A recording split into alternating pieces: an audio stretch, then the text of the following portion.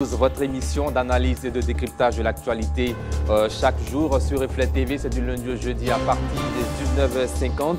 Dans cette émission, bien sûr, nous ferons le tour de l'actualité ivoirienne de ces dernières 24 heures. Le parrainage citoyen pour Jean-Louis Billon est désormais bouclé. Quelle portée politique pour cette opération? Quels signaux envoie-t-il à l'opinion nationale et internationale, mais aussi aux militants de son parti, le PDCI-RDA? Et puis, dans la seconde partie, à en croire le groupe Initiative pour la réconciliation et la sauvegarde du PDCI-RDA, IRES-PDCI-RDA, le PDCI traverse une crise sans précédent. Dysfonctionnement interne, marginalisation des bases, absence de vision claire.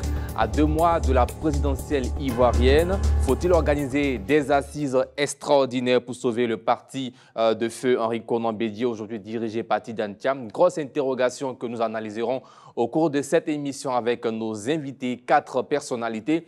Michel Betta, journaliste DG du quotidien Le Bélier. Bonsoir Michel Betta. Bonsoir Idriss. Également Gaël Lakba, analyste sociopolitique. Bonsoir. Bonsoir Sidi. Et puis, des autres visages, nous avons Mathurin Ndri, analyste politique. Bonsoir. Bonsoir Sidi. Et puis enfin, nous avons Paul Arnaud Nda. Bonsoir à vous. Plutôt Philippe Arnaud. Et Philippe Arnaud, autant pour moi. Vous êtes membre du cabinet du candidat Jean-Louis Billon en charge de la communication et de la propagande. C'est bien cela. Bonsoir Sidi. Alors, tout de suite, en place au premier sujet de cette émission. C'est une grosse étape franchie par le candidat Jean-Louis Billon à la présidentielle à travers le parrainage citoyen qu'il a bouclé, pendant que le PDCI n'envisage pas un plan B. Gaël Lakba. Ben, faut le prendre ainsi. Et moi, je voudrais d'abord le féliciter pour avoir pu boucler finalement ce parrainage, parce que faut pas oublier Billon n'a pas la caution du PDCI en tant que dans sa procédure de candidature.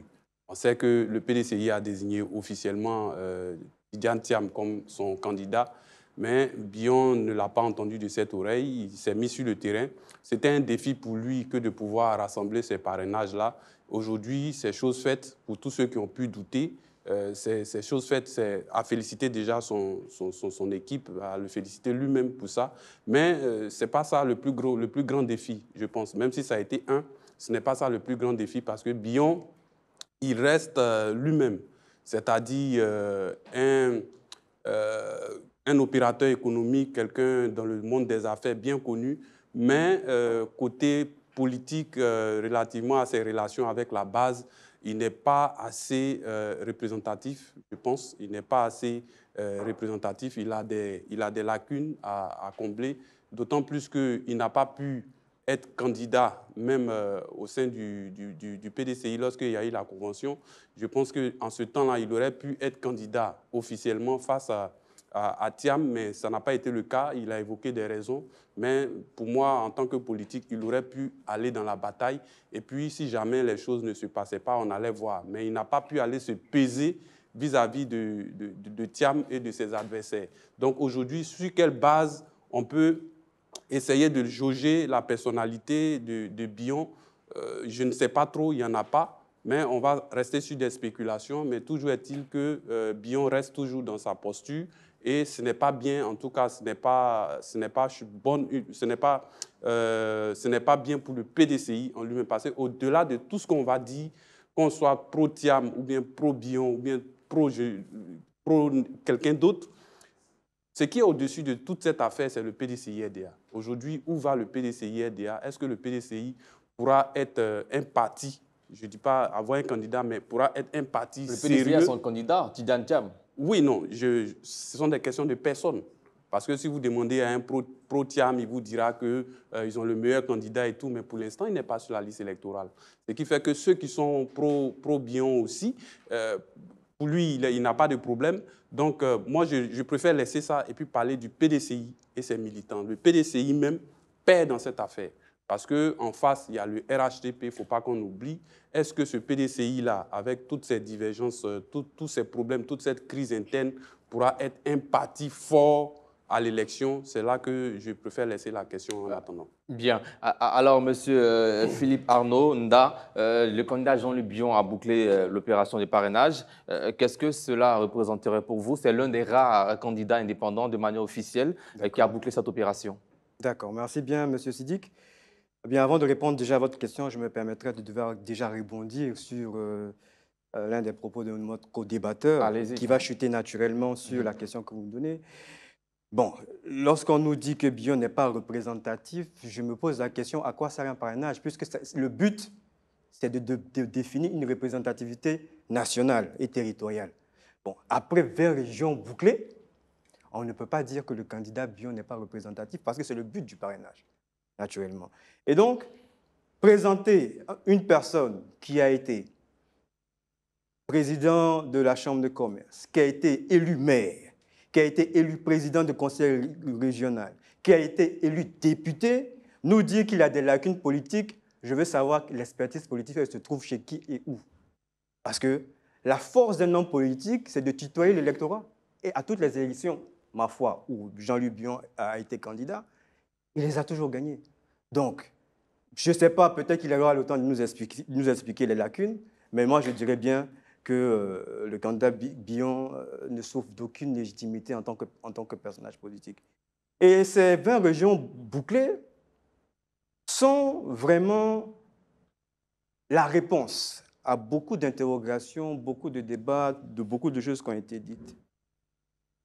Ceux qui se sont présentés à l'élection présidentielle et qui ont essayé de voir le parrainage citoyen connaissent essentiellement toutes les difficultés que l'on peut rencontrer pour pouvoir consolider et valider le parrainage. C'est un travail herculien, c'est un travail titanesque. On travaillait de jour et de nuit pour les saisir, avec un fichier Excel extrêmement lourd, rencontrer des populations pour pouvoir les convaincre. Je pense qu'on a réalisé l'exploit. Il y aura une cinquantaine, si vous regardez un peu à la CEI, mais on se donne le défi de regarder dans quelques semaines combien auront à réussir ce pari. Et donc, tout cela démontre et témoigne de la représentativité de Jean-Luc Bion dans l'échiquier national. Et c'est l'un des critères, lorsqu'on regarde les textes, et quand on parle de la Convention nationale, je passe sur le couvert de M. Betta, l'un des critères pour choisir un candidat à la Convention, il faudrait qu'il ait une représentativité nationale et internationale. Et donc, en ce moment, de façon scientifique, nous pouvons le démontrer que c'est le cas. Nous espérons, tout comme vous, que le PDCI, vous l'avez dressé un tableau qui n'est pas des plus réjouissants, mais je m'étonne aujourd'hui qu'on parle qu'il y a des problèmes au niveau du PDCI. C'est des choses qu'on a toujours... On aura l'occasion d'aborder dans la seconde partie. Réellement, nous présentons notre candidat qui a présenté toutes ses forces et sa capacité de mobilisation surtout à avoir un parrainage à plus de 1% et au-delà de ce qui a été demandé. Et nous continuons encore des consolidations. Certainement qu'on aura encore des régions qui seront s'ajouter dessus. Et donc, moi, je tiens à dire félicitations à M. Jean-Luc Bion. Merci pour son exemple de résilience, de détermination et d'engagement, surtout pour son amour pour la Côte d'Ivoire. Et c'est ça qui est important pour un homme politique. Bien.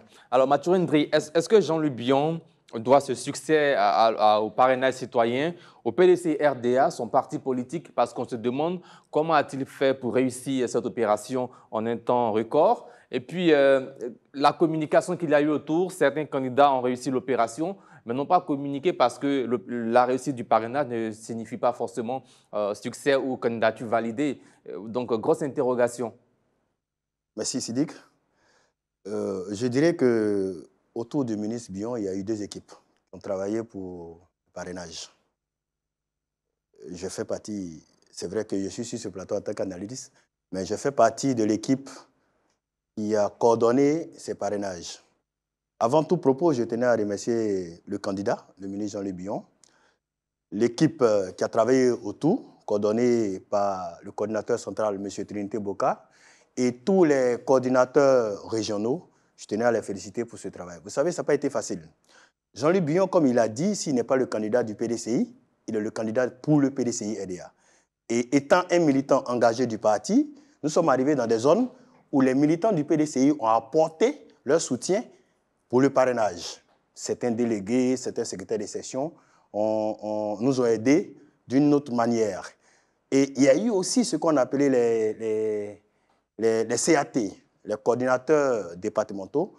Et ce sont ces coordinateurs qui ont mis en place des bureaux et qui ont travaillé dans les villages, dans les sous-préfectures, afin d'atteindre cet objectif. Et je dirais que le ministre Bion est un produit qui est facile à vendre. C'est ce qui a été un peu l'élément qui nous a permis aujourd'hui d'avoir notre parrainage avant la date butoir. Voilà, c'est un produit qui est vendable, c'est un produit que tout le monde veut voir pour le changement en Côte d'Ivoire. Voilà. Bien. Alors Michel Betta, est-ce que le parrainage citoyen est aujourd'hui devenu un outil pour mesurer la force d'un candidat plutôt qu'un simple processus légal pour composition de dossiers à la candidature? Oui, d'abord, il faut dire que le parrainage, comme son nom l'indique, c'est un parrainage citoyen. C'est-à-dire qu'il n'est pas lié à une adhésion politique ou autre. Ce n'est pas un parrainage partisan.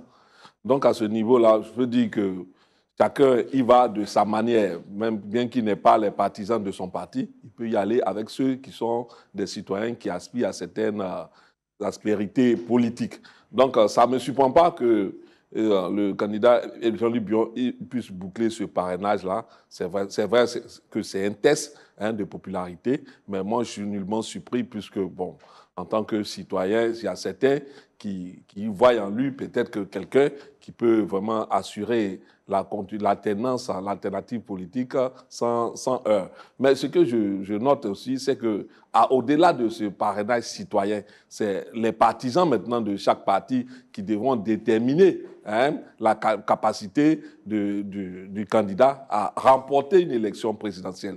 Parce que là, maintenant, c'est les militants qui sont plus engagés à aller au vote. Parce que c'est ce qui est sûr, le parrainage citoyen, les individus sont sur ton parrainage, mais ce n'est pas sûr qu'ils iront voter. Alors que les partisans politiques sont plus aptes à aller exprimer leur voix dans les urnes. Donc c'est là où moi Vous dites simple, le parrainage n'est pas un prévote. Voilà, n'est pas un prévote. Et puis ils peuvent même pas se déplacer.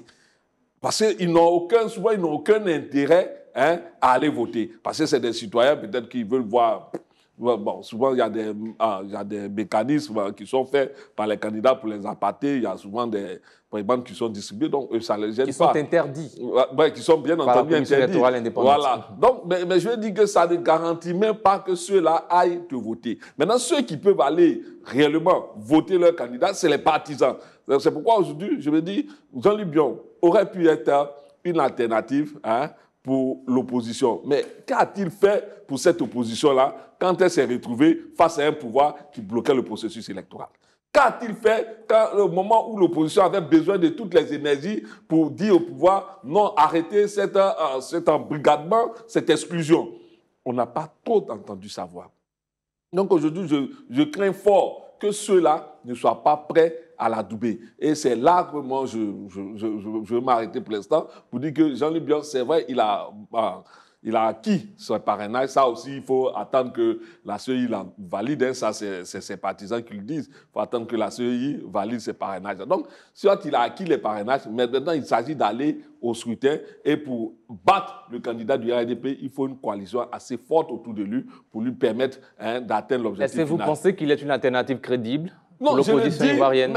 Mais il peut être, mais ça sera aussi son histoire avec cette opposition-là. Parce que dans l'histoire de l'opposition, de cette opposition aujourd'hui, qui est réunie au sein du PPAC, Front commun, du CAPSI, mais on ne l'a pas vu. Quand le PDCI s'est levé pour dire qu'il faut vraiment donner la possibilité à son candidat choisi par ses militants d'être sur la liste électorale, on a plutôt vu Jean-Luc Bion en train de pourfendre ce candidat-là, le traitant de candidat de haut sol. Quand à un moment donné, le PPACI appelle ses militants à sortir, mais quel a été l'apport de Jean-Luc Bion dans cette dynamique politique? C'est la résultante qui peut être pour eux un moyen de l'adouber à un moment donné. Et c'est ce que moi, personnellement, je n'ai pas vu et je crains fort que Jean-Luc Bion ne reste qu'à ce stade de parrainage pour faire de la figuration au prochain scrutin. Bien, Philippe Arnaud Nda, Jean-Luc Bion, un candidat qui fait juste de la figuration, est-ce que vous partagez cet avis? Et puis, il est beaucoup critiqué être absent au cours des différentes manifestations de l'opposition qui réclament la réinscription de certains leaders sur la liste électorale, dont des leaders du PDC-RDA. C'est ça. Bon, écoutez, je rigole en entendant tout ça. Certainement qu'il est autant victime de son anticipation. Donc peut-être qu'on l'entendait moins et on veut l'entendre peut-être mieux. Vous me direz aujourd'hui, M. Siddiq, que même si M. Mamadou Koulibaly ne parle plus, ça veut dire qu'il n'a pas une position vis-à-vis de l'opposition. Pourquoi il s'arrête? Parce qu'il a déjà dit à l'avance ce que nous voyons aujourd'hui. Jean-Luc Bion a été l'une des rares personnes à critiquer la série. On peut le ressortir, si vous voulez, on va vous donner les archives, où il nous donnait la nouvelle monture de la série qu'il souhaite. C'est une CEI sans parti politique. Peut-être qu'en ce moment, les partis politiques ne l'entendaient pas bien, parce que chacun avait des représentants à l'intérieur. Il a dit qu'il faudrait que cette CEI soit avec une monture où les hommes politiques ne se retrouvent plus dedans. Concernant les candidats de l'opposition, Jean-Luc Bion, plusieurs fois, a demandé la réintégration du président Gbagbo, Soro Guillaume, Blé Goudé. On peut vous retrouver encore les archives et les éléments.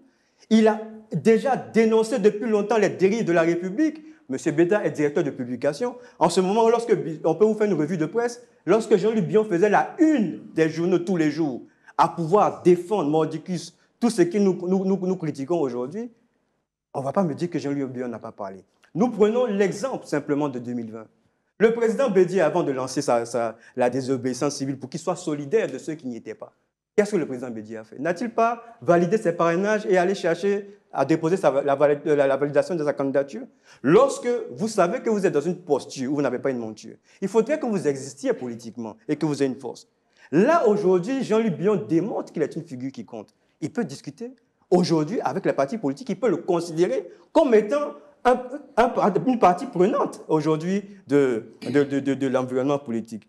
Et lorsqu'on me dit, on parle des partisans, excusez-moi, je ne veux pas remettre en cause peut-être les analyses politiques, mais est-ce qu'on gagne les élections avec des militants ou avec des électeurs? Donnez-moi les partis politiques ici, en Côte d'Ivoire, qui gagnent à 51% les élections ici. Il en existe un seul? Il n'en existe pas. Ça veut dire quoi? Pour gagner les élections, il faut grignoter avec ses partisans, ses militants. Il faut grignoter un peu au RHDP, grignoter un peu au PPAC et grignoter naturellement sur ceux qui sont... Et vous pensez que Jean-Luc Bion a ces qualités-là de prendre un peu partout les électeurs? Naturellement, parce que lorsqu'on veut faire la politique, il faut respecter son électorat. Et pour respecter l'électorat, il faut le tutoyer. Le tutoyer, c'est d'aller à la rencontre des populations, dans les hameaux, dans les derniers retranchements, là où la parole de la République n'arrive pas, là où le désespoir s'installe.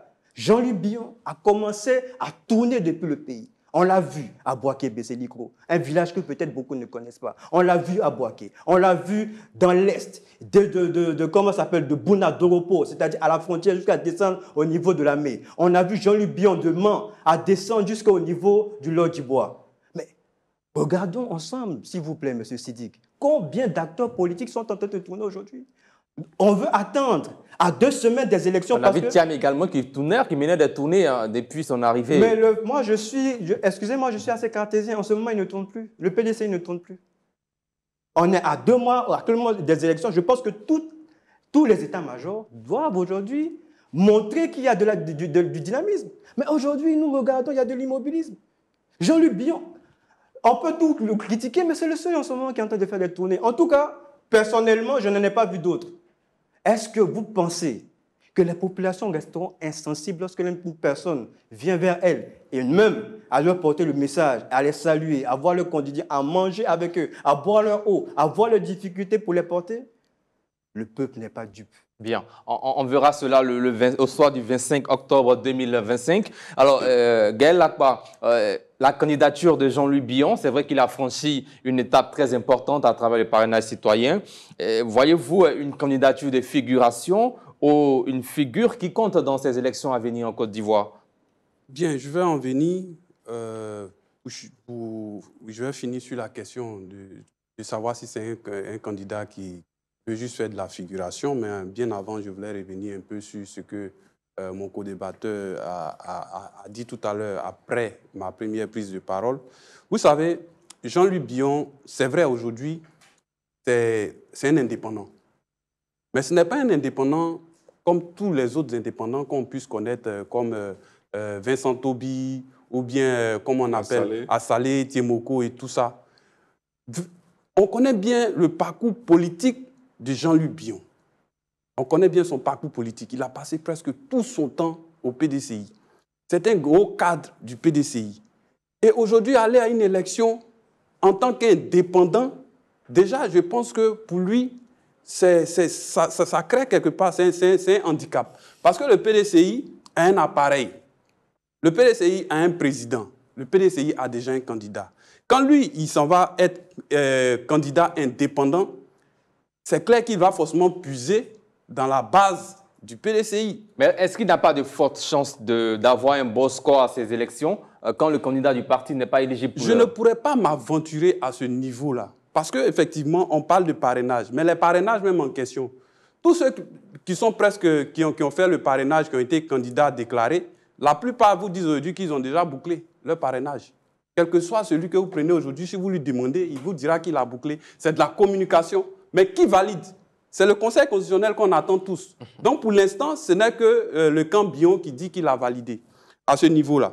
Maintenant, il dépend encore, il faut le reconnaître, moi-même, en tant qu'analyste, il faut le dire, nos petites oreilles aussi sont sur le terrain. Quand ils vont sur le terrain, ils savent quel discours ils tiennent là-bas. Voilà, ils ne disent pas forcément que c'est, comme on appelle, c'est pour Jean-Luc Bion, parce qu'on sait chaque parti politique a son bastion. Chaque parti politique a son bastion, quel que soit ce que mon co-débatteur va dire. C'est vrai, une élection, ce n'est pas seulement l'appareil politique qui donne les voix pour pouvoir gagner l'élection. On grignote un peu partout, je suis d'accord avec ce qu'il dit. Mais en Côte d'Ivoire ici, on sait sociologiquement qu'au moins chaque parti politique a sa base. Et si vous n'avez pas cette base-là, vous n'avez pas déjà la base et puis vous voulez aller survoler, vous n'allez pas avoir forcément le bon résultat attendu. Donc, je vais venir maintenant sur la question, est-ce qu'il va aller faire de la figuration ou pas? Je peux dire que c'est un peu difficile de pouvoir s'aventurer parce qu'il n'a jamais été candidat à l'élection présidentielle une seule fois. Mais scénario où le PDC-RDA voit toujours son président inéligible. Même si on arrive au 25 octobre que effectivement le candidat du PDCI n'est pas candidat, et que lui, il est candidat, on dit bien, il est indépendant. Il n'a pas le logo du PDCI. Il n'a pas les éléments du PDCI pour aller sur le terrain. C'est dans la forme de manière formelle. Il ira en tant qu'indépendant. Et puis, il faut être sûr que peut-être certains militants du PDCI iront voter pour lui, mais pas forcément tous. Parce que, il ne faut pas oublier qu'il y a un problème au sein du PDCI. Il y a un véritable problème au sein du PDCI. Aujourd'hui, il est vu comme l'enfant rebelle. Il est vu comme quelqu'un qui ne veut pas respecter la décision du parti. Donc, comment les militants vont aller soutenir quelqu'un à qui ils en veulent, en fait? Ce n'est pas parce que l'autre est de côté que forcément tout le monde va aller le voter. Mais on est dans, je répète, on est dans la politique fiction. Pour l'instant, on ne fait qu'avancer des hypothèses. Voilà, donc je ne suis pas sûr qu'il puisse avoir Mathurin Ndri, est-ce qu'il faut espérer le soutien des militants du PDC-RDA à un candidat que certains cadres du parti estiment être indiscipliné? Bon, je pense que, d'abord, moi, je ne suis pas un peu d'accord avec le mot indiscipliné, parce que je ne pense pas que le ministre Bion soit un militant vraiment indiscipliné. Vous savez, qui ne se soumet pas au règlement du parti. Bon, quand vous dites qu'il ne se soumet... Le parti a choisi un candidat à la prochaine élection. La personne est Tidjane Thiam. D'accord. Et on voit une personnalité qui également annonce sa candidature. Monsieur Siddiq, je suis sûr que vous suivez l'actualité politique actuellement au PDCI-RDA. Tout ce qui se passe au PDCI-RDA a été vu depuis plus de 6 mois ou 7 mois. On avait certaines informations qu'on a portées à la direction du parti, mais les gens ont refusé d'écouter. Le ministre Jean-Luc Bion, ayant ces informations, s'est préparé. C'est pourquoi il le dit, si je ne suis pas le candidat du PDCI, je serai le candidat pour le PDCI-RDA. Le mot « pour » doit peut-être interpeller certains militants. Je vous dis que le président Tidjane Thiam n'est pas sur la liste électorale. Du fait qu'il ne soit pas sur la liste électorale, je ne pense pas. Vous n'êtes pas dans les groupes de PDCI, mais lui, il est dans certains groupes. Depuis hier. Mais je vous dis, tout est en train de changer complètement. Les gens sont en train de s'en rendre compte qu'on a fait une erreur. Et cette erreur, on corrige comment cette erreur? Et je vous dis, laissons les choses venir seules. Moi, je pense qu'on est encore à 1 semaine des dépôts des dossiers. On va laisser les choses venir. Je connais le PDCI-RDA. On a des doyens au PDCI qui réfléchissent comment. Parce que personne n'acceptera que le PDCI n'ait pas de candidat. Je ne sais pas si ça sera le ministre Jean-Louis Bion qui sera le candidat, mais je dis, on trouvera une solution. Mais pour moi, Jean-Louis Bion serait un très bon candidat pour le PDCI, puisque le président Tidjane Thiam n'est pas sur la liste électorale. Voilà. Bien. Alors, comment la compétition Bion-Thiam impacte-t-elle aujourd'hui le PDCI-RDA, surtout l'unité au sein du parti? Vous savez, le président Thiam a été élu en décembre 2023, si j'ai bonne mémoire. Et réélu récemment. Je préfère que tu prennes la deuxième élection. Voilà. Donc, je veux dire que de toutes ces élections qui ont été ouvertes à tous les autres candidats, Bion s'est comporté un peu comme un dissident. Je dis dissident, je mesure mes mots parce que, bon, on a eu la présidente du PDCI à laquelle il a participé parce qu'il était dans la salle, la première élection de Thiam en 2023. Il était dans la salle. La deuxième fois, la deuxième élection du président Thiam, il y a eu un bureau politique qui a statué et qui a décidé que le PDCI devait aller à une autre élection. Il n'a jamais été présent à ces élections-là. Mais pendant la période, on vous a signifié par courrier qu'il était en déplacement. S'il vous plaît, il était en déplacement. Je finis. Voilà, je finis. Donc, pour vous dire quoi, et il y a eu encore la convention, où la convention a été éclatée, de sorte que, même dans certaines localités, chacun pouvait exprimer sa voix en faveur ou en défaveur de Thiam. De tout cela, quelle a été la démarche de toutes ces rencontres importantes, électives au sein du PDCI? Quelle a été la démarche de Bion? D'abord, quand le président Thiam a été élu, il a refusé tous les postes à lui attribuer. Comme quoi, il s'est mis en marge du parti. Et pour les militants que beaucoup ont pu observer, c'est une défiance. Il s'est comporté un peu en dissident, non seulement en dissident, mais en défiant la direction du parti. Et il a fait chemin seul au point de pouvoir boucler ses parrainages aujourd'hui. Pendant ce temps, on a vu un peu ces coups de gueule contre le président Thiam. Donc tout cela mis ensemble, ça a donné l'impression que le candidat Bion ramait à compte courant de la dynamique du parti, au point qu'aujourd'hui, certains militants même se sont presque braqués contre la démarche de Bion. Ça sera même difficile, si même aujourd'hui Thiam acceptait que Bion soit le candidat du PDCI, que beaucoup se rallient à lui. Parce qu'il y a une dynamique dans tout parti. Thiam a été élu à plus de 80%. Donc ça veut dire que la base militante l'a adopté. Mais en refusant de faire chemin avec celui-ci dernier, souvent les gens prennent l'exemple de choses du Sénégal. Mais j'ai dit, Sonko et l'autre, Faye, ils ont fait chemin ensemble jusqu'à ce qu'à un moment donné, on voit que Sonko ne peut plus. Faye a été plébiscité et puis choisi par les militants, non seulement choisi par Sonko et adoubé par les militants. Donc, c'est cette démarche-là qui a souvent manqué au PDCI et de la part de Bion, de sorte qu'aujourd'hui, même si Thiam arrivait à choisir Bion, je crains fort que beaucoup de militants ne s'alignent pas. Parce qu'il a marché comme s'il marchait à contre-courant de la volonté des militants. Et alors, moi, je pense que dernière question pour vous. Oui. Où en sommes-nous aujourd'hui avec l'opération de parrainage de PDCI-RDA pour les candidats Tidjane Thiam? Mais ils ont communiqué dessus, ils ont dit que c'était bouclé, qu'il a eu ses parrainages dans toutes les régions. Ils l'ont communiqué suffisamment dessus. Bon, moi, je pense que peut-être que vous n'avez pas suivi. Sinon, pour eux, les parrainages de Thiam ne posaient pas de problème. C'est inaperçu pour moi. Voilà. Donc, ils ont communiqué. Ils ont dit, pour moi, c'est passé oui, inaperçu. mais ils ont communiqué dessus. Ils ont dit que Thiam avait bouclé ses parrainages partout et qu'ils attendaient. Voilà. C'est une ils information. attendaient que sa candidature soit Alors, déposée. réaction là-dessus, Voilà. 30 secondes pour terminer cette partie chacun. D'accord. Mais bon, je vais juste répondre rapidement sur les différents points qui ont été développés. On nous parle de Jean-Louis Bion qui part aux élections en candidat indépendant. Ça pourrait sous-entendre que c'est un candidat indiscipliné. Je sais que vous êtes un bon analyste politique, c'est tellement que vous connaissez l'histoire contemporaine que nous avons eue. Comment vous considérez le président Bédié en 2000, lorsque la Convention désigne Bombé à la Convention de 2000? C'est lui qui est le candidat du PDCI-RDA, n'est-ce pas? Lorsque même dans le vote, il y a des bulletins nuls où c'est inscrit Guy Robert, parce qu'il y a certains qui le soutenaient, et que Bédié soit candidat, à Lamine Fadiga, Ouassena, et ainsi de suite, plusieurs candidats. Ces candidats-là, vous les considérez comment? C'était des dissidents. D'accord. Donc, Les mots jusqu'à ne preuve changent du pas. contraire, ces personnes-là, après ces élections et après, sont demeurées dans l'intégrité du respect qu'on peut savoir un militant combatif. Mais ici, là, ce que vous voulez me remettre en cause, là, c'est le fait que j'ai dit que Bion est considéré comme un rebelle par les militants. Le mot ne change pas son sens, selon ce que vous venez de développer. Donc, que ce soit Bédier ou bien Bombay, ça ne change pas. Vous dites que Bion est un rebelle. Moi, j'aime régler les problèmes de fond. Je l'admets. On va faire un raisonnement à l'absurde. Bion est le rebelle. Est-il le seul enfant du PDCI? Vous avez désigné qu'il y a un problème. Bion, on prend son cas. Pas de problème, c'est élevé, c'est un paria.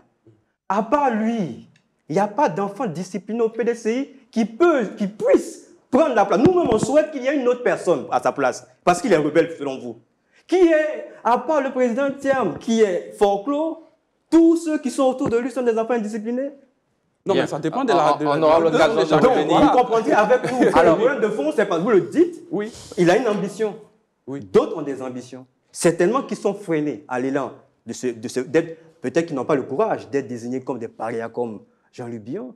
Mais lorsqu'on veut effectuer ce genre d'opération, il nous a parlé du premier congrès, mais il a bien fait de rappeler qu'il y a une deuxième, parce qu'il y a une décision de justice qui a frappé de nullité toutes les décisions qui ont été prises à ce congrès, et dont cette convention. L'élégance aurait été qu'après ce congrès, et vu qu'il a frappé de nullité toutes ces décisions, que le président nouvellement élu au congrès refasse une convention. Et pourquoi faire une convention éclatée lorsque l'on sait que la convention éclatée a été utilisée explicitement parce qu'il y avait le Covid?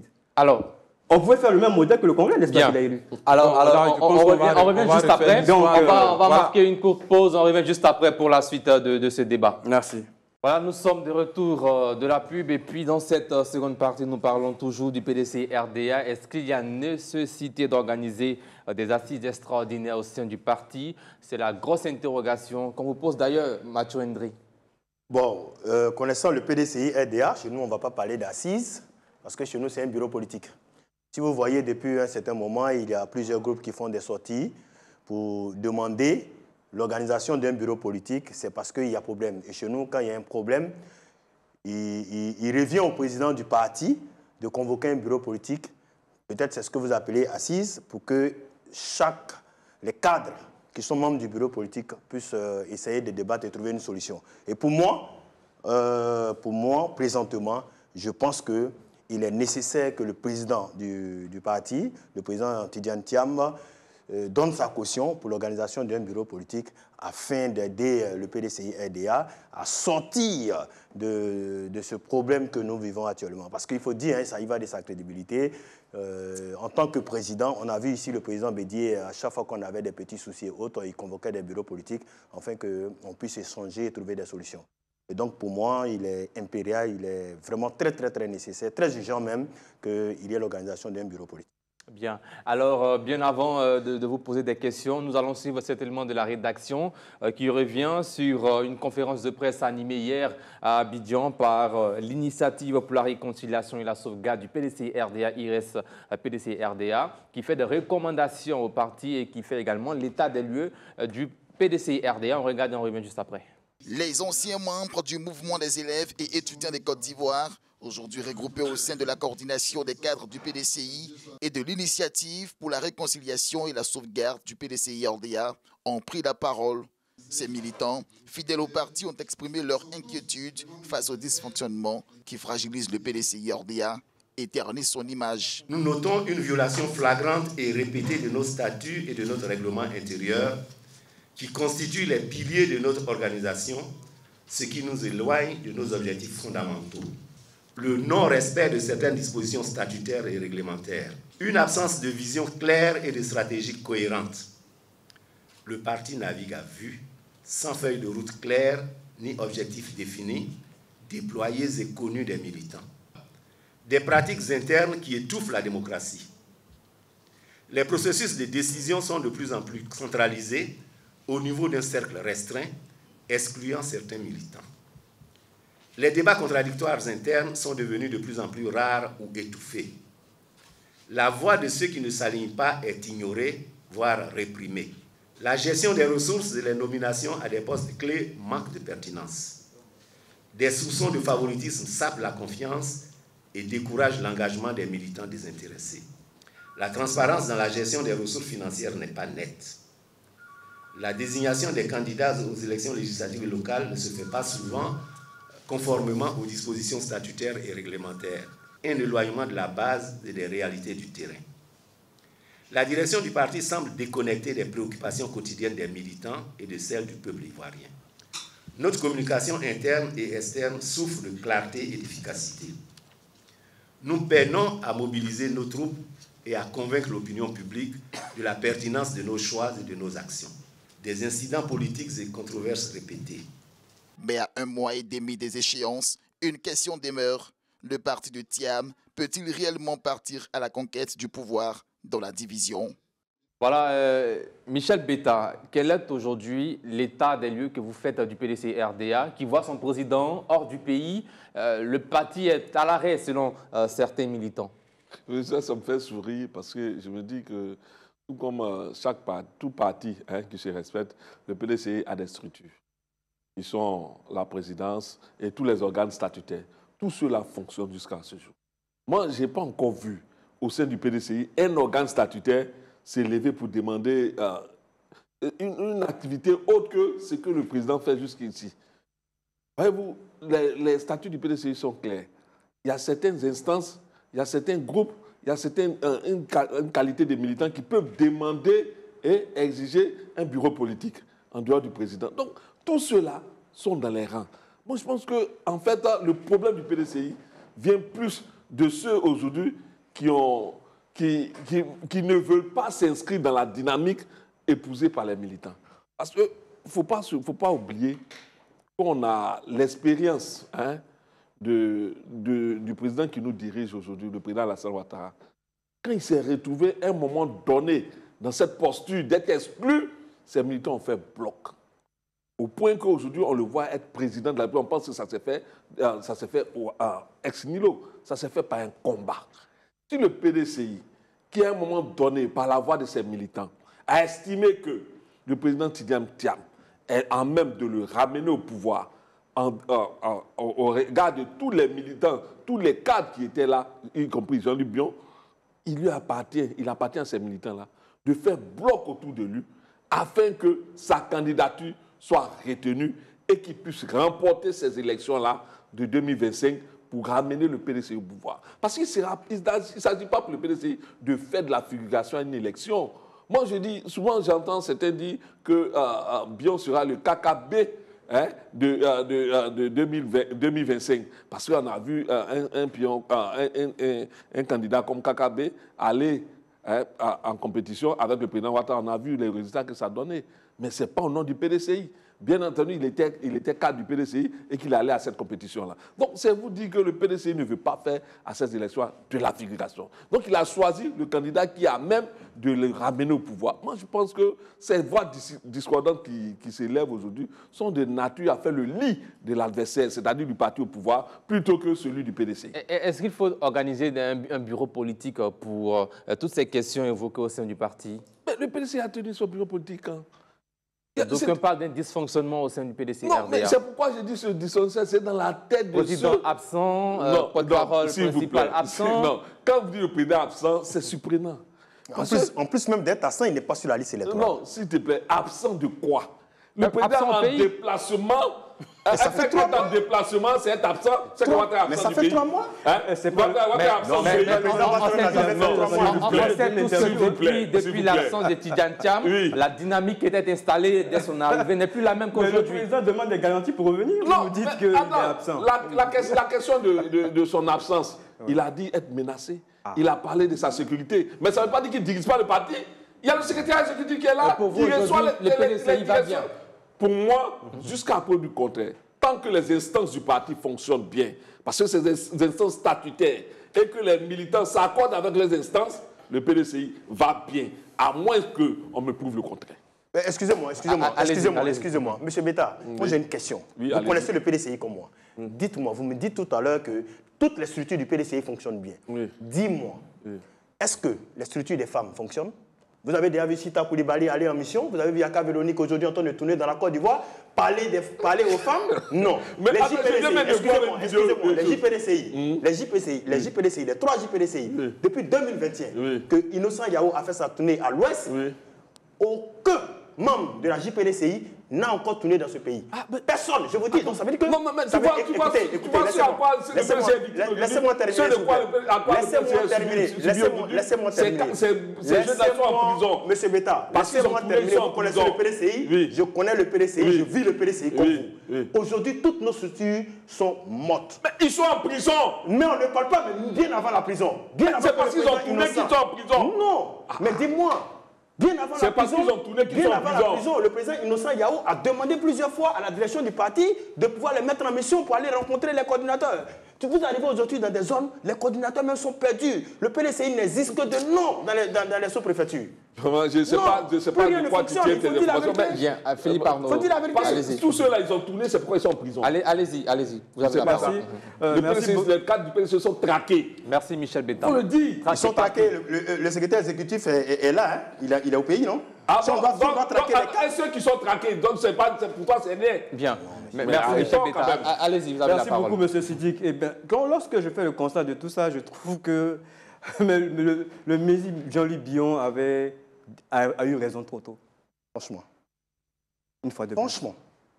Il a réclamé plusieurs fois les bureaux politiques afin que lorsque les instances qui permettent de faire le dialogue au PDCI, c'est le bureau politique et le Congrès. Il n'a jamais été présent au bureau politique depuis. Excusez-moi, Monsieur Béta, vous avez assisté aux différents bureaux politiques. Ça a été des points à l'ordre du jour qui ont été dictés. Il n'y a pas eu de débat, de dialogue. Parce que nous savons qu'il y a des problèmes. Très bien. Tout ce qu'il y a comme... Nous sommes un parti de dialogue. Je suis très ravi quand M. Béta me dit que les instances marchent correctement. N'est-ce pas le même argumentaire que le parti au pouvoir nous dit pour ne pas que le dialogue se tienne? Nous-mêmes, qui demandons le dialogue à la République, avec toutes les instances que nous avons, l'Assemblée nationale et tout, et nous trouvons le besoin, en tant qu'Ivoiriens, de pouvoir nous asseoir pour discuter. C'est nous-mêmes qui disons dans notre parti, pendant que vous présentez des cadres du parti, anciens messieurs qui ont été des personnes qui ont été des figures de proue de l'engagement politique jeune en Côte d'Ivoire, veulent avoir une discussion et on nous dit c'est un acte de trop, ce n'est pas nécessaire de faire un bureau politique. Le bureau politique, selon vous, le fait de se parler, même si on n'a pas trouvé solution à nos problèmes, et que les personnes ont la possibilité d'exprimer leur amertume, d'exprimer ce qu'ils ont dans le cœur. Vous ne pensez pas que le fait de se vider, et peut-être qu'on leur donne leurs limites ou les incompréhensions, ça ne va pas peut-être aplanir certaines choses. Donc, vous êtes demandeurs, et nous sommes demandeurs du dialogue politique, donnons l'exemple à la République de Côte d'Ivoire de pouvoir faire cela. Donc, je donne l'exemple. Le président Bédi, quand il y a des problèmes majeurs au sein du parti, a été en exil. Le PDC-RDA, conscient de cette situation, ne s'est pas privé de faire un congrès extraordinaire lorsqu'il y a eu des menaces, même de déstabilisation de son trône. On a fait un congrès extraordinaire pour le consolider dans son pouvoir. Nous avons fait un congrès extraordinaire lorsqu'en 2015, il était question de choisir M. Alassane Ouattara comme candidat du PDC-RDA, concernant l'alliance RHDP. Nous sommes dans une situation d'impasse et le refuser, c'était faire preuve de mauvaise foi. Est-ce qu'aujourd'hui, M. Béta peut dire certainement où il est assis à cette heure? Le PDC s'engage aux élections en octobre 2025, il ne peut pas répondre par l'affirmative. Nous sommes donc dans l'impasse. N'est-il pas nécessaire de s'asseoir pour discuter? Pourquoi vouloir faire toujours le raccourci de comparer M. Billon à KKB? Mais quand même, diantre. KKB a été conseiller du président Bédié jusqu'à la dernière minute. J'étais témoin oculaire lorsqu'il a été le dernier à déposer sa candidature pour la Convention. Avait-il avant déclaré qu'il avait envie de devenir président de la République en Côte d'Ivoire ici? Personne ne le savait. C'est à la dernière minute que nous l'avons appris. Vous êtes sur ce plateau, vous allez me dire que vous venez de découvrir la candidature de Billon seulement que ces derniers mois. Il a toujours voulu être candidat. Et donc sa démarche dans tout ce qu'il a fait témoigne de son envie d'atteindre l'objectif. Et on ne peut pas insulter l'ambition d'une personne. Soit il ne marche pas à votre manière, ça peut être légitime, ça peut se comprendre, mais il a une ambition. Il se donne les moyens d'atteindre son objectif. Donc, il est dans un ensemble, ce qui faisait la force du président Bédié et tout leader, c'est d'avoir la capacité de pouvoir canaliser toutes les ambitions qui sont au sein de sa maison. Bédié l'a réussi. Et c'est cela que Tidjane Thiam n'a pas réussi. Justement, c'est ça la supérieure. Pour y arriver, vous avez la parole. Vous avez la parole pendant 30 ans. Ça a été le cas du président Laurent Gbagbo pendant des années. Ça a été le cas d'Alassane Ouattara, pareil. Si vous voulez, pourquoi le président Bédié le réussissait? Il n'avait pas de petits, il ne considérait pas de petits militants. À chaque fois, il sentait une... Même vous avez vu les municipales, une année.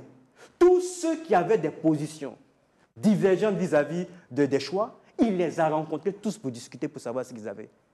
Et quelqu'un qui a un mal-être dans un parti politique, mais c'est légitime de lui parler. Bien. Alors, Gaël Lacroix, on assiste finalement à des querelles de succession depuis la disparition de feu le président Aimé-Henri Konan Bédié au sein du PDCI RDA. Finalement, on se pose de grosses interrogations. Ben, je l'ai déjà dit, hein, c'est pas maintenant, mais je l'ai déjà dit à des plateaux précédents. Faut interroger même la démocratie interne. Mais est-ce qu'il faut s'inquiéter à 2 mois de la présidentielle? Quand on voit Tidjane Thiam qui est hors du pays, on voit des personnalités comme Maurice Kakou-Gikawe qui font silence total? Non, tout ça, ça dénote de la succession du président Bédié. Et le mal qui est aujourd'hui au PDCI, c'est ce même mal-là qui guette un parti comme le PPACI, qui guette un parti comme le RHDP, tout simplement parce que ces partis-là ont des hommes, ont mis à la tête, ont été dirigés pendant près de 30 ans, 40 ans pour d'autres partis politiques par la même personnalité. Et quand vous pourrez constater que quand ces partis-là vont au Congrès, ce sont presque des plébiscites. Il n'y a pas de compétition interne. Il n'y a pas d'adversité politique, démocratique. Tout le monde est obligé de s'aligner toujours après le président du parti jusqu'à ce qu'un jour, il se passe un problème. Aujourd'hui, ce que le PDCI est en train de vivre, qu'on le dise en vérité, c'est un véritable problème de fond. C'est un véritable problème de fond parce que c'est la succession du président Bédié. Vu que les gens n'ont pas été habitués à la compétition, vous imaginez si dans le temps du vivant du président Bédié, à la convention, il y avait le président Bédié comme candidat, il y avait peut-être Bion comme candidat, il y avait Kakabé, il y avait Thiam et tout cela, même si le président Bédié gagnait, du fait que tout le monde... Du fait que tout le monde soit déjà habitué à cette compétition, je parle de la génération qui est là en train de se battre. Donc, si ces gens-là étaient déjà habitués à la compétition, je pense que ça allait faciliter les choses. Mais ce n'est pas seulement au PDCI que les choses se passent ainsi. Je vais revenir à la question de l'assise. Moi, je me pose des questions. Ces cadres qui ont tenu la conférence de presse hier, sont-ils encore membres du PDCI ou ils sont en dehors? Ils sont membres du bureau politique. Ils sont membres du bureau politique. En ce moment-là, les textes du parti sont clairs. Que quand il y a un problème, c'est déjà prédéfini. Il faut chercher à faire, comment on appelle, convoquer un bureau politique pour venir en parler. C'est comme la Constitution. Notre Constitution ivoirienne prévoit le dialogue. Le dialogue, il n'y a pas dit politique, mais le dialogue national quand il y a des problèmes. Il y a un problème au sein du PDCI, s'ils appellent au dialogue, mais seulement, il ne faut pas que cela soit en dehors du cadre, en dehors des textes du PDCI. Maintenant, là, disons-nous vrai, nous sommes à 2 mois des élections. 2 mois des élections où on parle de parrainage. Le PDCI, on dit que Bion a fini ses parrainages. Michel Betta vient de nous apprendre que Thiam aussi a fini ses parrainages. Quel bureau politique on peut tenir actuellement là, à 2 mois des élections pour aller trouver quelle solution quand les positions sont déjà tranchées? En fait, c'est ça la réalité. Ceux qui sont pro-Thiam ne veulent rien entendre. Pour eux, tout est fini. Thiam, c'est le candidat, c'est le meilleur candidat. Et vous savez aussi, même s'ils vont jusqu'à boycotter les élections, c'est le choix de la démocratie parce que c'est le nombre qui l'emporte.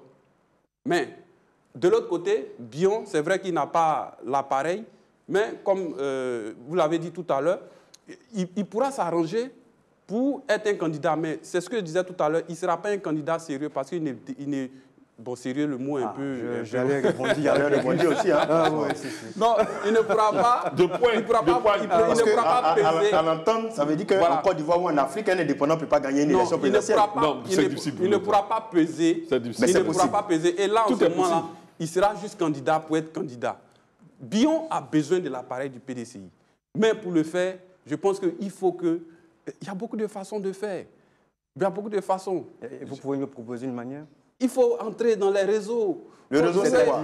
Les réseaux. C'est-à-dire, allez tout doucement, que faites tout le temps de la communication et tout ça. Il y a beaucoup il a fait tout doucement pendant 4 ans, depuis 2021. Moi, je dis ce que je... Merci Gaël Lapa. Voilà. Alors, Michel Betta, certains cadres du parti, on a vu hier une conférence de presse, hein, même auparavant, accusent la direction actuelle du PDC-RDA d'agir sans consultation. Moi, je ne sais pas, souvent, ça me fait sourire quand on dit sans consultation. Mais je veux Pour dire, vous, ce sont des accusations infondées? Non, je veux dire, le PDCI est un parti qui a traversé plusieurs transitions depuis sa naissance en 1946. Au point que la plus grande saignée du PDCI est venue à la mort de Houphouët-Boigny, hein, lorsque des rangs de ce parti-là est sorti le RDA. Donc, ça veut dire que ce n'est pas nouveau. Cette crise actuelle que nous vivons, que le PDCI vit, n'est pas nouvelle. Elle a ceci de particulier que peut-être qu'elle survient dans un contexte électoral où le PDCI n'est pas au pouvoir. Mais je veux dire que le président du PDCI actuel a montré quand même sa capacité de leadership. Parce que quand je le dis, d'aucuns disent, mais attends, vous faites fi de la réalité. Mais non, la réalité d'abord dans un parti, ce sont les instances. Que ce soit la jeunesse, que ce soit les femmes, que ce soit la direction même, le secrétaire exécutif. Mais bien, s'il avait tant d'influence sur les militants, il aurait pu capter des voix dans ce sens-là. Mais rien. Jusqu'ici, tout le monde marche fait chorus autour de la candidature de Thiam. Ça vous dit que le leadership de Thiam est total au sein du PDCI. Il est total. C'est vrai qu'on peut le dire, il n'est pas sur la liste. C'est vous qui le dites, hein? Oui, mais c'est ça aussi. J'ai dit, Thiam bien aurait gagné à accepter dès le départ de s'allier derrière Thiam. Il aurait aujourd'hui toute la latitude d'être choisi non seulement par la base, et même par... Est-ce que Thiam, le président du parti, a aussi tendu la main à tous ces cadres du PDC-RDA? La preuve, il a tendu. Dans ses premières nominations, il a dit plusieurs fois avoir tenté de rencontrer Bion. Il a même laissé à son poste. Non. Il n'a pas tenté de le rencontrer. Ça, tu ne diras pas ça sur ce plateau parce que nous sommes des collaborateurs. Non, mais il l'a dit. Non. Mais maintenant, je vais plus loin. On dit que c'est faux. Non, ça, c'est votre point de vue. Maintenant, je vais plus loin. Vous savez, quand on parle de dialogue, vous avez vu la lettre du secrétaire exécutif s'agissant des cadres qui se sont prononcés. Ils étaient en train de parler. Le PDCI, c'est un parti dynamique. Thiam même n'a jamais étouffé de voix, même en discordant vis-à-vis de lui. Pour dire quoi? Pour dire que le PDCI est ouvert, contrairement au RADP, où de la base, tout est imposé. Le PDCI est ouvert. Le PDCI montre sa dynamique même à travers les voix qui s'opposent au président. Mais c'est montrer que ceux qui s'agitent aujourd'hui, qui sortent des dialogues pour faire autre chose, ils ont d'autres ambitions que celles que portent les militants du PDCI qui veulent revenir au pouvoir. C'est dommage, mais c'est ce qu'on observe. Et je ne pense pas qu'aujourd'hui, les militants feront chorus derrière quelqu'un d'autre que Thiam. Donc pour vous, un bureau politique extraordinaire n'a non, il n'y a pas de bureau politique extraordinaire. Il y a des modalités pour convoquer un bureau politique. Mais certains militants ils connaissent les tests. Au regard de la situation qui s'impose actuellement. Nous sommes à quelques jours de la fin du dépôt des dossiers des candidatures. Le parti n'a toujours pas de candidat, Michel Betta. Le parti se bat pour avoir son candidat. Il n'a pas fini de se battre. Et si en fin de compte, le parti n'a pas de candidat? Le parti va observer. Bien, allez-y, réaction. Voilà, excusez-moi, on est en politique. Laissons la littérature politique. Un moment. Ce qui fait que ces personnes-là se sont levées pour parler, c'est parce qu'il y a un cas d'immobilisme. On ne voit rien. C'est ce qui est dit plus ou moins. On ne voit rien, c'est-à-dire? C'est-à-dire, un parti politique est fondé pour briguer la magistrature suprême. C'est le but ultime d'un parti politique. Ce n'est pas pour créer des instances, pour dire qu'on est président, je suis secrétaire exécutif. Tout ce qui est fait, c'est pour pouvoir prendre le pouvoir. Ceux qui sont dans cet appareil qui dénonce ne voient pas comment le PDCI, dans 2 mois, sera aux élections présidentielles. Voici leur difficulté. Même si ce n'est pas un dialogue, un bureau politique de dialogue, ça peut être un bureau politique d'information pour rassurer les militants, pour leur donner les indicateurs d'assurance, de dire on est en train de mener tel combat à telle étape, soyez rassurés, à tel moment, telle chose va se passer et les gens sont en confiance. Personne ne sait qu'est-ce qui va se passer dans 2 mois. On nous parle de la candidature, oui, qui n'a pas été retenue. Mais M. Siddique, c'est un cas d'impréparation. Il faut qu'on se le dise. Ce n'est pas faute de ne pas alerter le président. Je pense, je me dis, si en décembre 2023, M. Siddique, le président, vu ses ambitions, avait renoncé à sa nationalité, pensez-vous qu'en ce moment, on était dans ce discours que nous tenons en ce moment-là? De vous à moi. On serait en train de discuter sur son inéligibilité ou sa sortie sur la liste électorale. Quand on nous dit sur un plateau télé que même le conseil juridique n'a pas été capable de retrouver un article qui était capable de pouvoir compromettre sa candidature. Lorsqu'on a ces ambitions, quand même, je trouve un peu léger de ma part qu'on ne puisse pas faire le tour à 360 degrés de voir tous les points bloquants lorsqu'on connaît que la politique est vicieuse.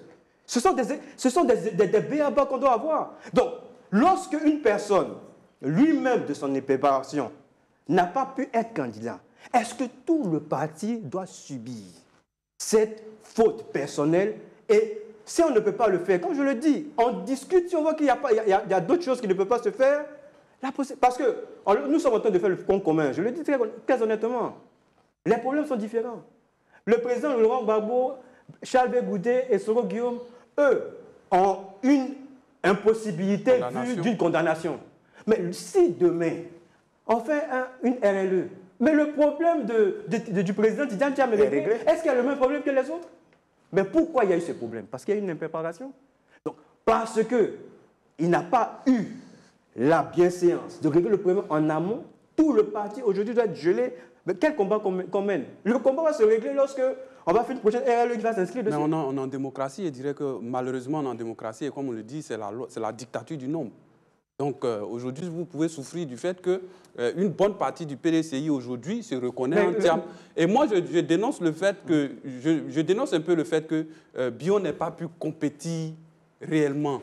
J'espère que vous avez les raisons. J'espère que vous avez les raisons. Il n'avait pas les 10 ans de au début. Voilà, vous voyez, il n'y a pas eu la convention. Il n'y a pas eu la compétition. Non, il y a eu une seule convention. Il y a eu une seule convention. Non, il y a eu un congrès. Voilà. Il y a eu 2 congrès. Il y a eu 2 congrès extraordinaires et une seule convention. Mais la convention, est-ce qu'on a au moins le score de Bion dans une de ces conventions-là? Non, pas dans une de ces conventions. Il y a une seule convention. Le passé récent de la... Moi, je suis toujours pragmatique. Quelques exemples. Le président Bédié a mal fait de ne pas se présenter aux élections de 2020. Il était candidat. Il a mal fait. Bon, je vous laisse il a la jugé question à vous-même. Que les élections étaient viciées et tronquées. C'est le même cas pour Jean-Luc Bion. Et tout le parti l'a soutenu. La candidature, c'est une position personnelle. Quand il s'est retiré, je suis d'accord. tout le parti l'a soutenu. Mais sauf que la décision de candidature, elle est personnelle. Le président Bédié, je vous le concède, le congrès de 2013 a dit qu'il faut qu'on ait un candidat en 2015. Qui a proposé que le président Ouattara soit candidat? Mais est-ce qu'on a une décision? Vous répondez à ma question. C'est le président Bédié. D'accord. Mais avant, ça veut dire que il était le président. C'était une décision personnelle en tant que chef. Mais en plus même que ça a été une décision personnelle, il a intérimaire ça par un bureau politique. Donc ça veut dire c'est-à-dire qu'il a respecté les textes. Oui, mais est-ce qu'après tout ce que le président Bédié a pu faire là, on a vu ce qui se passe aujourd'hui au niveau du PDCI. Bon, en ce moment... Mais pourquoi en ce moment-là, quand aujourd'hui le président Thiam, j'ai l'impression qu'en fait, quand le président Thiam, à son tour, il prend des décisions avec le même bureau politique, là, on ne veut pas... Il a pris quelle décision avec le bureau politique, on peut savoir? Lorsque, par exemple, le bureau politique, c'est le bureau politique qui organise le congrès, la convention. Le deuxième congrès. Pourquoi Thiam n'a pas participé? Bion. Mais le président même qui a convoqué le bureau politique, est-ce qu'il était là? Mais depuis ça, il a il parle du bureau politique. Merci bien. De moment où on n'est pas vu la célérité de comment les choses sont passées. Alors, on ira rapidement. Il a dit ce qu'il a donné. S'il vous plaît, dernière question pour vous. Dernière question pour vous. On commence par Michel Betta. Quelle est aujourd'hui la solution pour sauver le PDCI RDA? Le PDCI n'est pas en danger. Mais il y a un grand danger à l'horizon.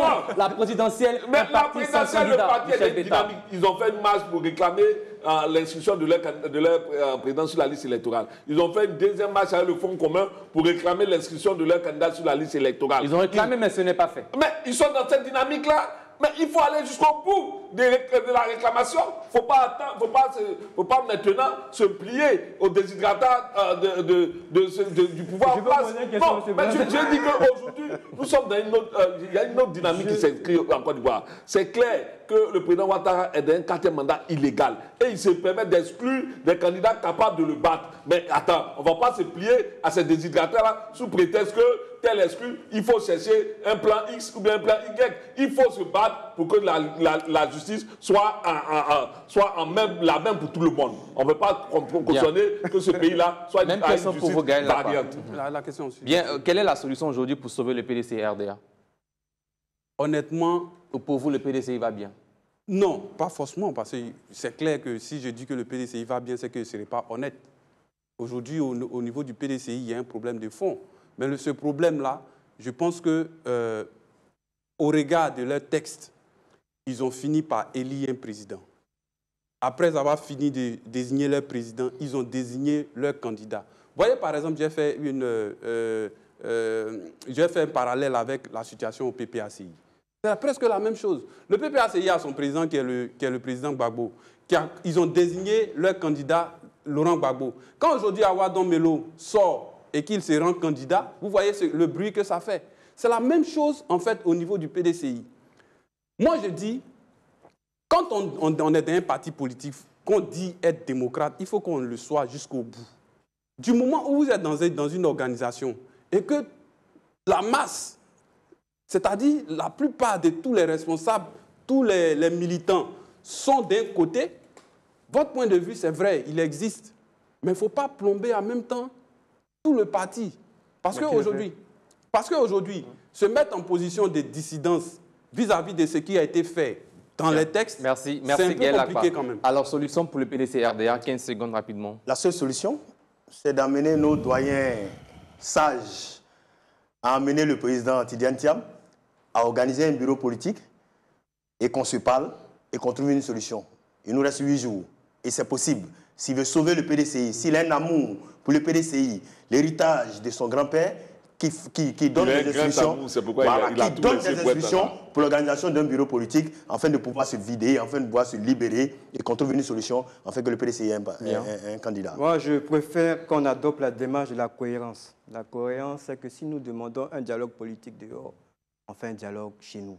Il n'est pas impossible que les leaders, les grosses têtes, que ce soit Billon, que ce soit Thiam, que ce soit Thierry Tano, que ce soit les doyens, qui s'asseyent pour discuter, pour trouver une solution pour le PDC-RDA.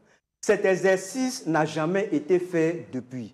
Ils ont la possibilité de faire un huis clos, discuter et de venir rassurer les militants, du PDC. Un huis clos. C'est possible, ça se fait. C'est ce que j'appelais le Bien, c'est l'heure maintenant du carton rouge. Voilà, nous sommes dans le carton rouge, rubrique dans laquelle nous faisons des coups de gueule sur des sujets d'actualité ou des sujets, bien sûr, qui nous sont proches de notre quotidien. Le premier carton rouge de cette émission avec Gaël Lakba.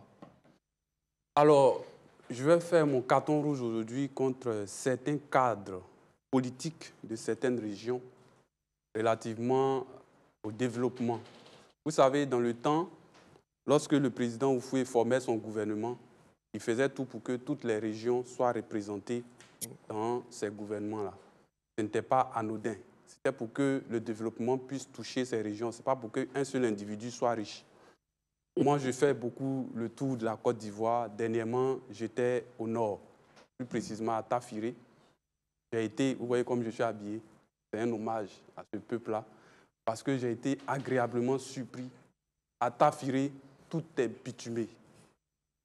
Je le dis pour faire le parallèle entre certaines régions de l'Ouest, par exemple, où il y a beaucoup de cadres qui ont été dans l'administration, qui étaient ministres, mais qui n'ont pas fait venir le développement vers leur région. Ils sont devenus, eux, des hommes forts et ils ont laissé les régions ainsi. Donc, je profite pour féliciter les cadres de Tafiré et de toutes ces zones où les cadres se souviennent de leur population lorsqu'ils sont aux affaires.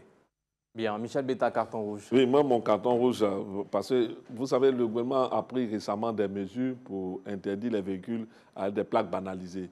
Mais jusqu'ici, on observe encore ces plaques banalisées là dans la circulation. Et moi, je pense que ce n'est pas à l'honneur de nos autorités que de prendre des mesures. Même à Abidjan, sur le VGE, je crois que c'est un peu trop gros. Le VGE, c'est la place où il y a plein de caméras. Donc, on peut toujours voir ces véhicules-là à tout moment. Donc, vraiment, il faut prendre des mesures et il faut faire un effort pour les faire respecter. Bien. Mathieu André. Mon carton rouge va à l'endroit de la direction du PDCI RDA actuelle. Et je leur attribue ce carton rouge suite à certains événements qui se sont produits hier. Il y a le président de la JPDCI urbaine, Kwasi Valentin, qui aurait souhaité une conférence de presse pour informer la jeunesse du PDCI RDA sur un certain nombre de trucs. Et la direction du parti, n'ayant pas le contenu de cette conférence, a décidé de fermer la maison du parti, a décidé d'envoyer des soldats pour empêcher cette conférence de presse. Et cette conférence de presse n'a pas eu lieu, alors que ça nous fait pratiquement plus de 2 ans. Nous n'entendons plus les présidents de JPDCI s'exprimer, parler. Bon, il y a un qui est là. Moi, je parle de celui qui était là, celui qui devait parler hier. Donc, vous me laissez faire mon carton rouge. Et donc, mon carton rouge à la nouvelle direction du PDCI RDA. Qu'on laisse la démocratie. Allez-y, dernier carton rouge. Bien, mon carton rouge, bien vrai que nous avons réussi à consolider le parrainage citoyen, je pense que le parrainage, c'est quelque chose qu'on doit revoir, qu'on doit enlever. Et je me pose vraiment la question, comment les partis politiques ont pu s'entendre dans un accord politique à créer une situation aussi contraignante. Je vous dis, M. Siddiq, c'est une opération assez harassante, assez chronophage, bouffant du temps. Et franchement, celui qui sort de cette étape-là, vraiment, il doit vraiment se nettoyer le visage et ne s'amusera pas vraiment avec sa candidature parce que c'est une élection avant l'élection. Et je pense que c'est un frein aux candidatures et aux ambitions qui se manifestent. Déjà, les 50 millions sont déjà un frein pour les Ivoiriens qui sont dans un état de paupérisation grandissant. 50 millions, ça bloque déjà. Ajouter encore cette étape-là, je pense que c'est assez fastidieux. Il faudrait qu'on revoie. Bien, maintenant, le chiffre du jour. Voilà, le chiffre du jour, c'est 18. Jean-Louis Billon voit sa candidature à la présidentielle 2025 renforcée. 18 partis et mouvements se regroupent au sein du Congrès démocratique, en acronyme CODE, pour lui apporter officiellement leur soutien lors d'une conférence de presse tenue ce mardi à Abidjan. Réaction là-dessus, on commence par vous. Allez-y. D'accord, vous constatez que, comme on l'a dit, je crois qu'à la conférence, il y a quelqu'un qui le disait, quand quelqu'un laisse, quelqu'un prend. Si on juge qu'au niveau du PDC, comme on l'a dit, on le juge assez indiscipliné, les Ivoiriens jugeront d'eux-mêmes si c'est un profil idéal pour lui ou non. Et je pense que la décision leur revient. Beaucoup de partis politiques l'ont vu dans sa démarche, jugent que c'est un candidat crédible, jugent qu'il a la possibilité de créer une transformation grande pour la Côte d'Ivoire, qu'il a un projet pour les Ivoiriens et qu'à la limite, il les respecte parce qu'il a la possibilité de partager leur joie et leur peine. Donc, ça ne nous étonne pas parce que nous savons que notre candidat est facilement vendable et qu'il a la possibilité de convaincre les Ivoiriens. Et je pense que c'est un chiffre, pour le moment relatif. Ça a été lancé certainement qu'on verra qu'il y aura une dynamique qui va se faire autour de lui. Gaël Lakba. Bien, 18 partis politiques et mouvements ensemble qui viennent vers Billon. C'est bon à prendre pour lui en tant que candidat à l'élection présidentielle. Il faut savoir que, quels que soient les débats, quel que soit ce qu'on va dire, quelle que soit la position, langue sous laquelle on va se mettre, Billon, il est fixé droit vers son objectif, il ira jusqu'au bout. Donc 18 partis qui viennent, bon, espérant que ce soit des partis aussi forts sur le terrain, ça pourra lui donner un score. Et puis j'espère qu'au soir du 25 octobre, on pourra connaître au moins pour une fois le score et ce que pèse Billon pour pouvoir taire certaines discussions. Parce que tout ce que nous faisons ici, ce sont juste des analyses, des hypothèses que nous émettons. Ce n'est pas forcément la science infuse. Voilà, donc les élections vont nous dire le reste, mais c'est déjà bon pour lui. Bien. Mathieu André, un soutien de plus pour Jean-Louis Billon. Oh, oui, je pense que c'est un soutien de plus. Déjà avec les mouvements qui avaient demandé sa candidature. Aujourd'hui, ce sont des partis politiques qui veulent bien l'accompagner. Je pense qu'il fait partie des premiers candidats qui reçoivent des soutiens de partis politiques. C'est-à-dire qu'ils ont bien regardé son profil. Ils ont vu que c'est c'est l'individu qui peut aujourd'hui porter la voix des Ivoiriens. C'est l'individu qui peut aujourd'hui changer les choses. Et je pense qu'ils ont une confiance au ministre Jean-Luc Bion. Et je pense aussi qu'on a comme adversaire le pouvoir en place, c'est-à-dire le RHDP avec le président sortant. Et donc, si vous voyez ces ralliements, c'est parce que les gens ont pesé le poids du candidat. Et c'est pourquoi aujourd'hui, vous voyez tous ces ralliements autour du ministre Jean-Luc Bion. Michel Betta, pour terminer. Oui, certains partis politiques, bon, bien que très inconnus, ont décidé de soutenir la candidature de Bion. Pour moi, ça ne me surprend pas. Quand on est à la veille des élections, c'est la foi à tout ce qu'on peut imaginer, toutes sortes de soutiens pour essayer d'exister, que ce soit les mouvements ou bien les partis politiques qui n'ont pas vraiment d'audience sur le terrain. Mais pour ma part, je crois que ce ne sera pas ça qui fera de Bion le futur président de la Côte d'Ivoire, parce qu'il a besoin de plus que cela. Plus que cela, quand je le dis, je pense un peu, son représentant ici l'a dit, déjà même au niveau du parrainage citoyen, il y a aussi la question, la problématique de la CEI qui est viciée par le pouvoir en place et que je pense que c'est une question essentielle sur laquelle il faut que Bion, s'il veut gagner, se penche pour corriger certaines imperfections. Bien, merci à vous, Michel Betta. Je rappelle que vous êtes journaliste et DG du quotidien Le Bélier. Merci également à Gaël Aoumon Lakpa, analyste sociopolitique. Merci également à Philippe Arnonda, responsable communication chargé de la propagande et de l'animation digitale du candidat Jean-Luc Bion. Merci d'être passé sur ce plateau. Le plaisir. On espère vous revoir encore très prochainement. Pourquoi pas, quand vous m'invitez, je serai là. Pas de souci. Et à Mathurin Ndri, analyste politique. Vous aussi, c'est chez vous Reflet TV. On espère vous revoir très prochainement. Pour participer à cette émission, c'est tellement simple. Envoyez juste un message à redaction@reflet.tv. Je répète, redaction@reflet.tv.